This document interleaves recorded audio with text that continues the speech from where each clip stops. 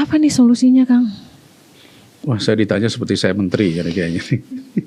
Kan Akang mitranya Kementerian Pendidikan ya. Banyak guru sekarang dibebankan untuk urusan administrasinya ketimbang urusan dia mengupgrade dirinya.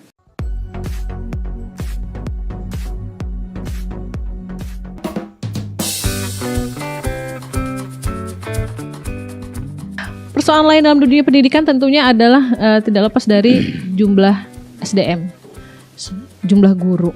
Ya. Sekarang kita juga masih banyak banget dengar di daerah-daerah pinggiran ya Kang ya, daerah-daerah pedalaman sulitnya mengakses, selain aksesnya sulitnya juga mendapatkan guru yang berkualitas. Ya. Kalaupun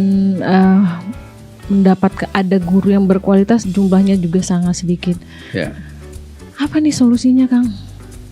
Wah, saya ditanya seperti saya menteri kayaknya. Kan Akang mitranya Kementerian Pendidikan ya. Ya, betul. Apa nih solusi dari yang DPR juga mungkin kan pasti teman-teman juga yang sering turun ke dapil pasti sering mendapatkan cerita-cerita itu gitu. Karena kalau di sosmed itu kita suka banyak dapat cerita guru pedalaman yang kadang honornya juga belum bayar. Setuju, saya setuju. Tapi begini kan, kalau misalnya dikatakan DPR, DPR ini fungsinya mengawasi, ya menegur, mengkritik, tapi eksekutor kan tetap pemerintah. Oke. Kita memberikan anggaran yang kita berikan nggak bisa bilang ini untuk guru pedalaman ya, enggak. Kita hanya mengatakan bahwa harus ada dukungan afirmasi untuk guru-guru di 3T, guru-guru di pedalaman yang selama ini kurang mendapatkan kesejahteraan. Itu semua sudah kita lakukan. Bahwa dalam eksekusinya pemerintah memberikan atensi atau tidak atensi, ini juga menurut saya perlu dikaji baik-baik. Satu contoh begini, kita paham jumlah guru sebetulnya udah banyak. Guru itu banyak sekali, tapi yang dikatakan Balia, guru yang berkualitas. Nah, kalau kemudian ada, kita menyebutnya namanya ada guru penggerak, ada guru penggerak, yang lain nggak bergerak dong. Itu kan dikotomi. Mestinya kan kita tidak boleh mengatakan, oh ini adalah guru yang sudah bisa ini yang belum. Kita bikin saja namanya capacity building.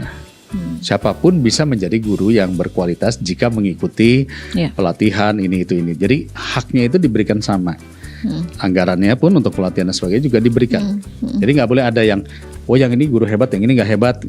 Nanti terjadi dikotomi dan terjadi konflik sosial di satu sekolah aja. Ada yang merasa ya dia kan guru penggerak gitu. Ada kayak begitu. Nah, menurut saya konsep-konsep seperti ini harus kita hilangkan, diganti menjadi guru-guru upgrade, namanya guru yang terupgrade sama guru yang belum terupgrade. Dan untuk menjadi guru yang terupgrade tinggal mengikuti saja, ada mengikuti pendidikannya, pelatihannya, itu namanya PPG dan seterusnya. Nah, kembali tadi konsepnya adalah memang merubah guru tidak mudah. Banyak guru sekarang dibebankan untuk urusan administrasinya ketimbang urusan dia mengupgrade dirinya. Bikin laporan. Menurut saya itu juga harus kita kurangi, pembuatan laporan yang menyebabkan guru capek, dia kurang me time-nya, ya, dan tentu nanti ujung-ujungnya adalah kesejahteraan. Untuk kesejahteraan sebenarnya udah ada undang-undang guru dan dosen di mana ya guru dan dosen adalah profesi. Nah, karena profesi dia tidak boleh mendapatkan pendapatan di bawah UMR, karena buruh saja UMR. Jadi harusnya apa? Dia harus kita perjuangkan. Bagaimana cara memperjuangkannya? Nah, sementara sekolah kadang-kadang menambah terus guru baru honorer. Karena menunggu yang ASN lama, akhirnya nambah guru baru. Yang akhirnya dibayar melalui bos. Sisa-sisa bos pakai buat bayar. Itulah yang kemudian cerita guru hanya dibayar 300.000, 500.000 dan sebagainya. Mestinya enggak gitu. Kalau guru adalah profesi, dia punya sertifikasi, dia harusnya mendapatkan di atas UMR dan mendapat tunjangan sertifikasi. Artinya dia bisa mendapat 8 jutaan gitu. Dan ini sudah banyak terjadi. Nah, salah satu konsep untuk menaikkan derajat itu adalah yang P3K ini. Dari target 1 juta guru sudah 700.000 lebih yang terangkat. Anggarannya dibayarkan dari pusat. Tapi kadang-kadang daerah nggak mau ngangkat karena takut jadi beban. Nah, ini lagi kita review terus agar daerah dipush untuk mengangkat AM mereka menjadi P3K ASN dengan gajinya nanti dari pusat. tentunya. Anggarannya sudah disiapkan melalui DAU namanya. Ini sedang berjalan, tapi masih satu sama lain masih banyak ya min plusnya lah, tapi ongoing proses. Nah harapannya kalau guru sudah terangkat menjadi P3K berarti pendapatannya sudah jauh lebih tinggi dari yang kemarin dia sebagai honorer, mestinya bisa dong mengupgrade dirinya melalui pelatihan, melalui apa, sehingga semuanya capable untuk menjadi guru-guru penggerak. Gitu. Ini sedang dilakukan, ongoing proses. Karena juga salah satu tuntutan dari kurikulum Merdeka ini kan, guru itu benar-benar dituntut kreatif. Betul. Guru itu jangan ada istilah katanya mendengar anak itu bosan di kelas. Oh berarti gurunya nih nggak kreatif nih. Gimana caranya nih? Jadi kalau di sekolah yang anak saya itu gimana caranya guru itu bisa selalu membuat anak-anak tuh punya ide-ide yang kreatif, yang menyenangkan dan segala macam. Padahal kayak Akang bilang tadi dengan tugas-tugas dia juga dan segala macamnya itu kadang-kadang juga sudah menyita. Ya betul. Saya sih nggak sepakat ya kalau orang tiap hari harus kreatif. Nggak ada manusia yang tiap hari bisa berpikir kreatif. Saya kebetulan latar belakang saya orang kreatif ya. Saya berasal dari dunia ekonomi kreatif dan saya pun kalau ngasih katakanlah ngasih stadium general atau kuliah umum, ya isinya itu aja. Karena materi saya hanya itu saja. Saya baru kreatif ketika ditanya orang. Ketika ada masalah kita kreatif. Orang tua manapun juga nggak mungkin tiap hari bisa sekreatif guru. Bukan. Misalnya anaknya bawel gitu. Oh hari ini dia pakai badut, baju badut. Nanti besok baju Batman. Lama-lama baju apa lagi yang harus dipakai ya? Udah nggak tahu. Nah, menurut saya bukan esensinya bukan soal itu. Esensinya adalah konsistensi menjadi orang yang menyenangkan. Kreatif itu kadang-kadang tidak terlalu dibutuhkan. Kalau muridnya senang, mereka akan nyaman. Jadi kalau misalnya ditanya, ujung-ujungnya adalah kesanggupan anggaran kita. Kebetulan saya lagi bikin panja pembiayaan pendidikan, di mana hampir semua urusan pendidikan itu kan sesuai dengan Undang-Undang Dasar Negara Republik Indonesia Pasal 31 yang mengatakan bahwa negara bertanggung jawab atas pembiayaan sekolah dasar. Nah, mestinya tidak perlu lagi membiayai anaknya untuk sekolah. Ya, artinya gratis. Tapi kan realitanya masih banyak pungutan. Itu menandakan bahwa bos kita ya kurang untuk menutupi biaya pembiayaan sekolah. Nah, ketika berbicara kalau gitu ditambah dong.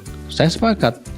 Bos ditambah. Saat ini kan bos ukurannya kan kalau nggak salah SD 450.000, SMP berapa ya?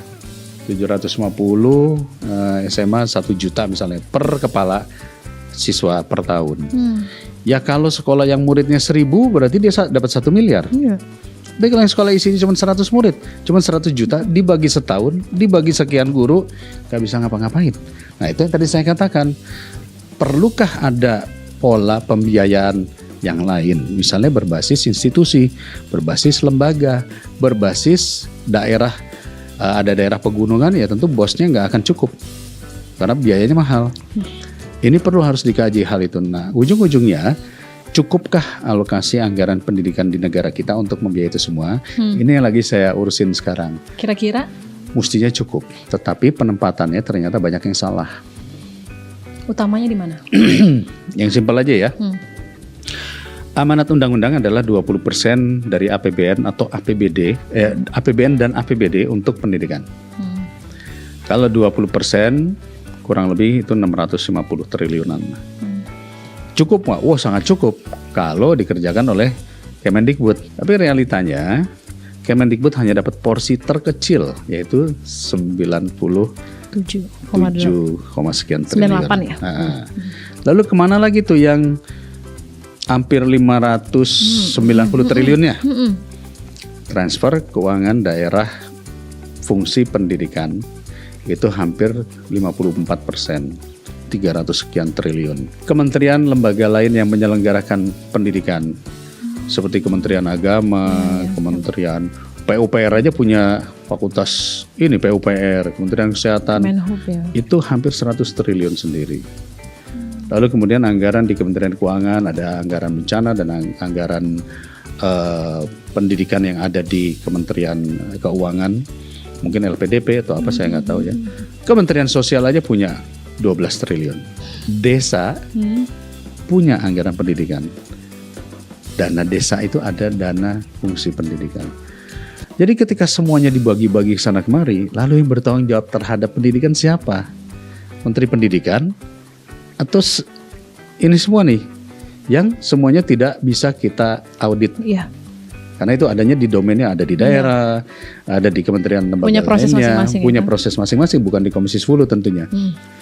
Akibatnya kami melihat bahwa dari anggaran fungsi pendidikan 20%, Kemendikbud hanya punya alokasi anggaran 98 triliun, bahkan tahun 2024 ini turun menjadi 83. Udah harus ngurusin BOS, ngurusin beasiswa KIP kuliah, ngurusin gaji guru, dan lain-lain. Nggak bisa bernapas lah. Bangun sekolah aja nggak bisa. Jadi inilah yang harus direformulasi. Panja Pembiayaan Pendidikan ini lagi ingin mencoba mereformulasi. Mestinya berapa sih yang untuk dikelola Kementerian Pendidikan lainnya? Kementerian lembaga lainnya. Misalnya contoh, di situ disebutkan kementerian lembaga lain yang ada namanya pendidikan kedinasan. Ya kalau kedinasan ya dinas dong. Jangan bikin prodi non dinas.